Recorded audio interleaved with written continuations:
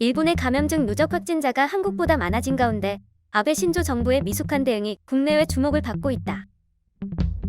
한국질병관리본부와 일본 공영방송 NHK의 집계에 따르면 19일 0시 기준 일본의 누적 확진자는 11,145명으로 한국의 누적 확진자보다 484명 많다. 이처럼 일본의 확진자 수가 한국을 추월했다는 단순한 사실보다 양국의 방역 대응 차이는 확진자의 구성을 들여다보면 더욱 극명하게 드러난다.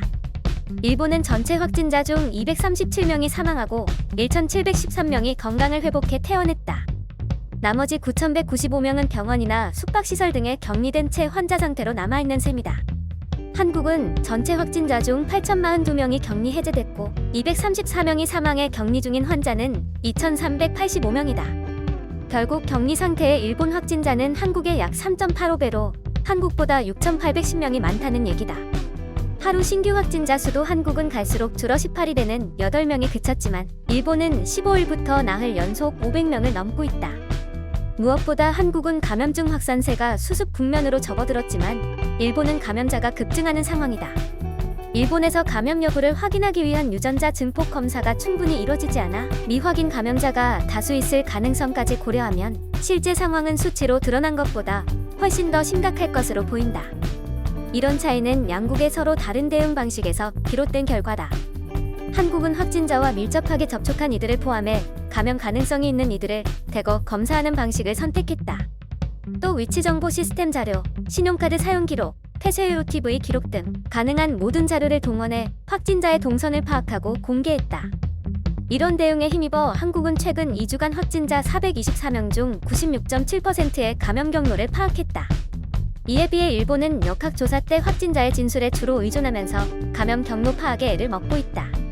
예를 들어 교도통신의 보도에 의하면 18일 도쿄의 신규 확진자 181명 가운데 68%에 해당하는 124명은 감염 경로가 밝혀지지 않았다. 일본은 뒤늦게 스마트폰 애플리케이션의 위치 정보를 이용해 감염 경로를 파악하는 방안을 추진 중이지만 아직도 앱이 개발 중인 상태다. 또 원하는 이들만 사용하게 한다는 계획이라서 실효성이 적을 수도 있다. 특히 일본은 일반 환자나 경증 환자가 병원에 몰리면서 중증 환자를 제대로 치료하지 못하는 상황을 막겠다며 일정 기준을 충족한 이들만 선별해 검사하는 시스템을 선택했다. 그 결과 보이지 않는 감염 확산을 차단하지 못한 것으로 보인다. 의료 현장의 혼란을 막겠다는 명분을 내걸었지만 결과적으로 의료 붕괴는 이미 시작됐다. 도쿄의 여러 병원에서는 원내 확산을 우려해 감염이 의심되는 응급 환자를 거절하거나 감염증 환자에 대응하느라 여력이 없어 다른 응급 환자를 수용하지 못하는 사태가 벌어지고 있다.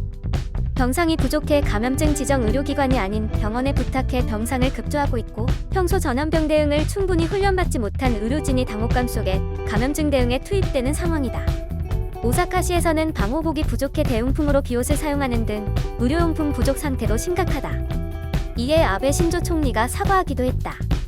일본 정부는 뒤늦게 유전자 증폭 검사를 확대하겠다고 공언했으나 실무를 담당할 일선 검사기관의 과부하가 걸려 검사 실적이 좀처럼 늘지 않고 있다. 일본은 2월 초 요코하마항의 정박한 크루즈선 다이아몬드 프린세스호에서 확진자가 대거 나오는 등 한국보다 일찍 감염 확산 사태를 겪었지만 현재와 같은 심각한 상황이 벌어질 때까지 제대로 준비하지 않은 모습이다. 영상이 도움이 되셨다면 좋아요와 구독을 부탁드립니다. 시청해주셔서 감사합니다.